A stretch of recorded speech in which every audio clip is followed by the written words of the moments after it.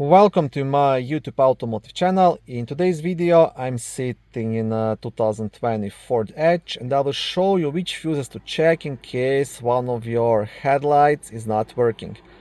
This video will apply to Ford Edges made from 2015 all the way up to 2024.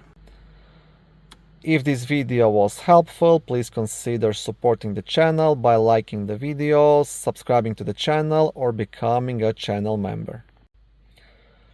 Now the first thing to check is always the light bulb, and then if the light bulb is good, then check the fuse.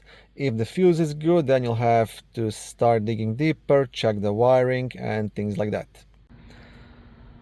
All of the fuses to check will be located in the main fuse box, which is under the front hood on the driver's side.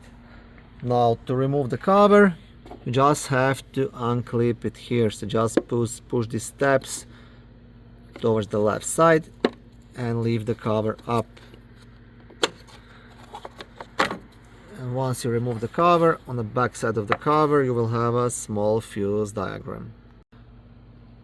Now the first fuse to check, it's a fuse number 18, which is 20 amp yellow fuse located here, responsible for power to right side passenger side headlight.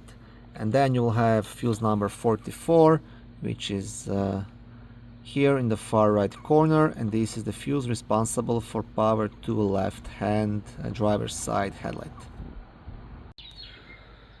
Thank you for watching this short video. I hope it was helpful and educational. If it was, please like it and consider subscribing to my channel.